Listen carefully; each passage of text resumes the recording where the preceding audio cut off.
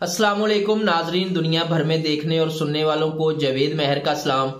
नाजरीन, आज पीडीएम जो है उसका बकायदा तौर पे दड़न तख्ता होने को है और इसमें जो सबसे अहम बात है वो ये है कि अब जो है वो जैसे जैसे इंतखाबात का वक्त करीब आ रहा है तो तमाम जमातें जो हैं वो अपनी अपनी हिकमत अमली को और अपने अपने मफादात को लेकर के चल रही हैं। उसकी बड़ी वजह यह है कि ये जितनी जमातें हैं किसी का कोई भी मंशूर जो है वो एक दूसरे से नहीं मिलता, सबका अलग अलग मंशूर है और सब ने अपने अपने मंशूर पे इलेक्शन लड़ना है। तो अब जो सूरत हाल बन रही है उसमें आप आने वाले दिनों में ये देखेंगे कि जितनी जल्दी ये सारी पेशरफ्त होगी इस हवाले से कि तमाम जमातें जो हैं वो किसी ना किसी तरीका से बगावत का ऐलान करेंगी। उसकी बड़ी वजह यह है कि जब से ये तमाम जमातों ने मिलकर गवर्नमेंट बनाई है किसी जमात को कोई फेस सेविंग नहीं मिल रही। तो अब होगा क्या, डेफिनेटली हर किसी ने इलेक्शन में जाना है और हर किसी की यही कोशिश होगी कि वो कुछ ना कुछ ऐसा अवाम में जरूर लेके जाए जिसकी वजह से उनको फेस सेविंग मिल सके। तो फेस सेविंग के लिए अब तमाम जमातें जो हैं वो बकायदा तौर पे इस तरफ गामजन है और इन्होंने आपस में मुशावरत का आगाज कर दिया है। अब तक की जो खबर है कि किस वक्त किस किस ने किस तरह से अलग होना है और ये एक ना एक दिन होना ही है, क्योंकि ये तमाम जमातें जो हैं ये मुकम्मल तरीके से कौम के सामने एक्सपोज हो चुकी हैं और मजीद इनका जो इकट्ठा रहना है वही इनके लिए सबसे बड़ी खतरे की घंटी है। और इस चीज को ये मद्देनजर रखते हुए अब अपने तमाम फैसले जो है वो करने पे मजबूर है। इसमें आज MQM पाकिस्तान जो है उसने जो खालिद मकबूल सदीकी साहब हैं उन्होंने बात की और उसमें उन्होंने जो है वो बड़े गिले शिकवे किए हैं। और वैसे MQM का तो शुरू से ये मसला है कि वो किसी भी गवर्नमेंट में हो इनके मसाइल हल होने का नाम नहीं लेते और ये किसी ना किसी तरीके से गवर्नमेंट को ब्लैकमेल करने में मसरूफ रहते हैं। और इनका जो 1 पॉइंट एजेंडा होता है वो यही होता है कि सिर्फ और सिर्फ इनके मसाइल जो है वो हल हो जाए, बाकी जो मर्जी हो जाए इनको कोई सरोकार नहीं है। तो अब बकायदा तौर पे MQM जो है वो ऐलाने बगावत करने को तैयार है और उसने आज से इस मुहिम का आगाज कर दिया है, क्योंकि इसमें दो पार्टियों को सबसे ज्यादा नुकसान हुआ इस रजीम चेंज ऑपरेशन में। उसमें जो सबसे पहली पार्टी है वो है मुस्लिम लीग नून और उसके बाद जो है वो MQM है, क्योंकि एक वक्त था MQM का स्टेक जो है कराची के हवाले से उसमें कोई शक्को शुबा नहीं है कि वो एक पॉपुलर जमात थी कराची में और वो हमेशा से कराची की सियासत को लेके बढ़ रहे हैं और कराची तक ही महदूद है और उनकी जितनी भी सियासत है वो कराची के इर्द गिर्द घूमती है।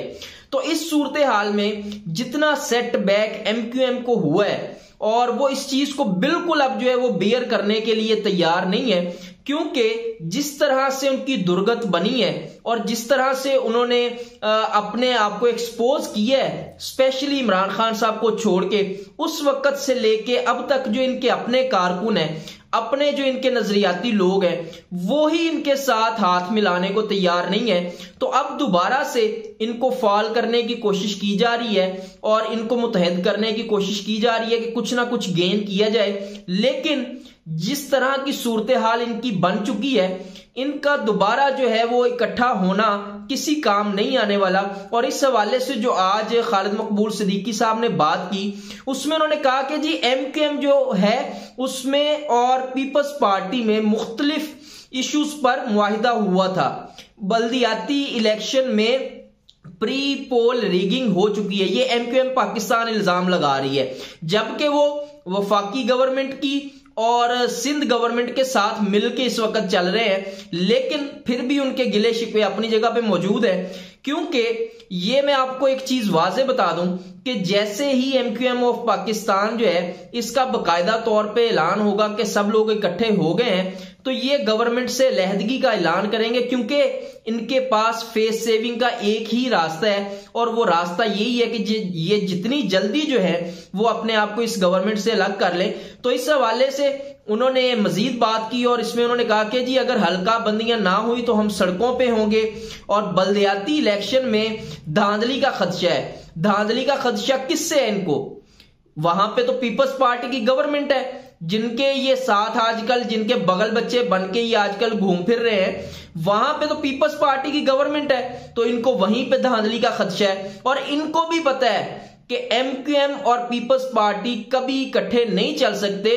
वो तो जिन लोगों ने इनको इकट्ठा किया उनको भी कौम जानती है, और ये जिस वजह से इकट्ठे हैं अब इस मौजूदा सूरत हाल में, उसका भी लोगों को इदराक है। और इसमें उन्होंने कहा कि सूरत हाल अगर ऐसी ही रही तो फिर हम फैसला करने पे मजबूर होंगे कि हमने गवर्नमेंट में रहना है या अलग होना है। देखिए, एक बात तो बड़ी वाज़ेह है, जैसे मैंने पहले कहा कि इनका इस वक्त जो है वो, क्योंकि इलेक्शन का टाइम करीब आ रहा है, तो कुछ ना कुछ चूरन बेचने के लिए, एक नई जान डालने के लिए अपनी कैंपेन में आखिरकार तो तमाम जमातों ने लोगों के पास ही जाना है, पाकिस्तानी कौम के पास ही जाना है। तो अगर पाकिस्तानी कौम के सामने इनके पास कहने के लिए कुछ नहीं होगा तो फिर ये किससे वोट मांगेंगे, किस तरह से अपनी सियासत को आगे बढ़ाएंगे।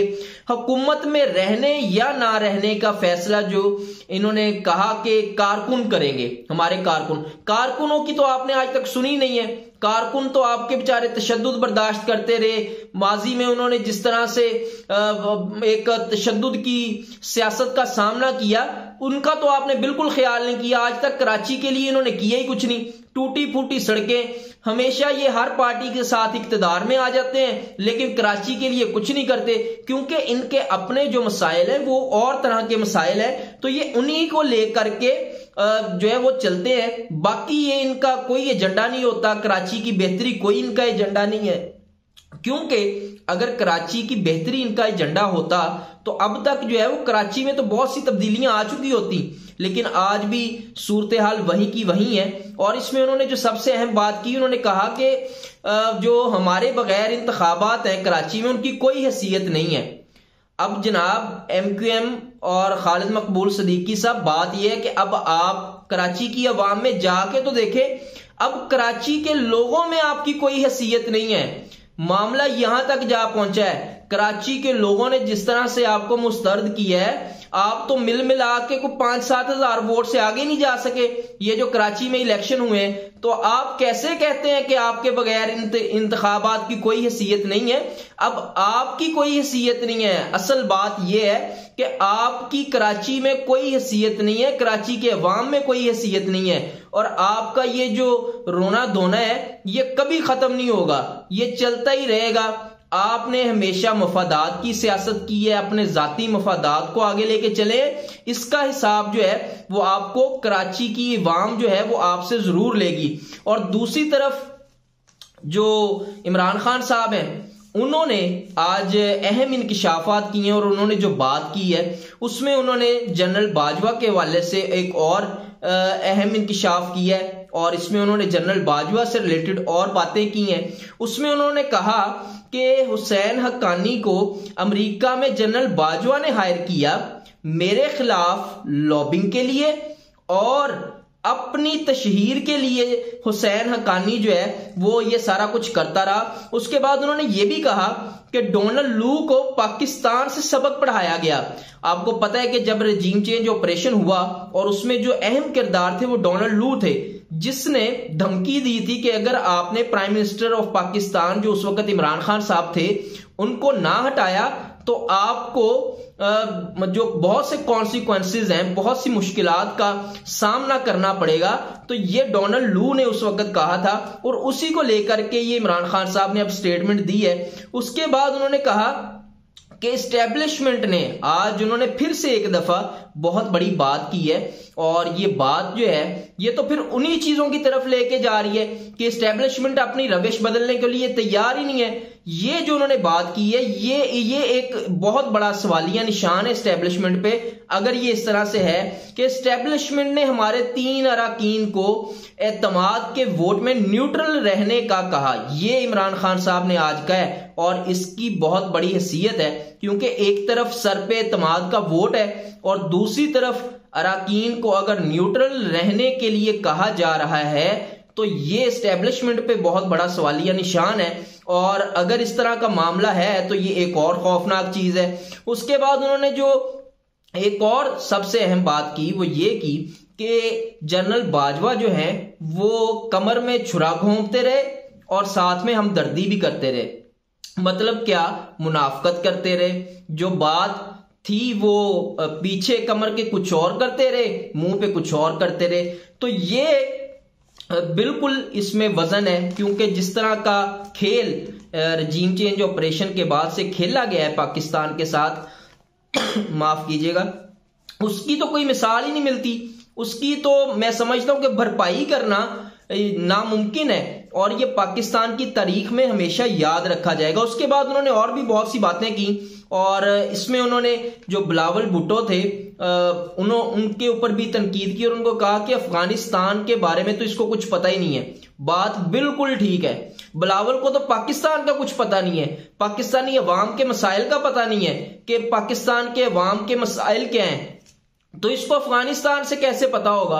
अगर ऐसा हमारे मुल्क का वजीर खारजा होगा तो फिर हमारी जो खारजा पॉलिसी है उसकी सूरत हाल का आप खुद ही अंदाजा लगा लें। और जो हालिया दहशतगर्दी है उसमें जो है वो आप इजाफा देख लें और ये तमाम के तमाम जो मामलात है ये अफगानिस्तान से जरूर मिलते हैं। और लास्ट पे जो सदर मुमलिकत है आरिफ अलवी साहब, उन्होंने जो तरमीम का बिल था बल्दियाती इलेक्शन का इस्लामाबाद में, उस पे साइन करने से इनकार किया और इसमें उन्होंने कहा कि बहुत पहले ही ताखीर हो चुकी है, गवर्नमेंट ने जल्दबाजी में ये तमाम कानून बनाया है और इस पे पहले ही बहुत ताखीर हो चुकी है और इस पे उन्होंने साइन करने से इनकार किया है। और अब तक की जो सूरत हाल है उसमें जो इलेक्शन है वो अब कानून तो उसी वक्त तक मौजूद नहीं होगा जब तक आरिफ अलवी साइन नहीं करते।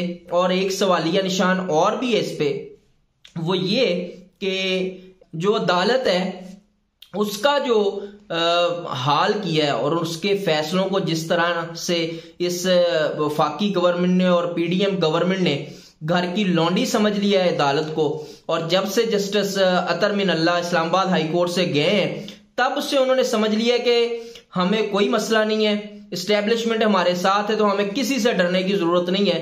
तो मैं समझता हूं कि ये जो चीफ जस्टिस आमिर फारूक है उनका बहुत बड़ा इम्तिहान है कि वो अपनी अदालत की इज्जत और वकार को किस तरह से बहाल करवाते हैं, क्योंकि वफाकी गवर्नमेंट जो है उसने हालिया जो फैसला आया था इलेक्शंस के हवाले से उसको बिल्कुल मानने से इनकार किया और उस पर कोई पेशरफ्त नहीं हुई और अब तक की ये सूरत हाल है।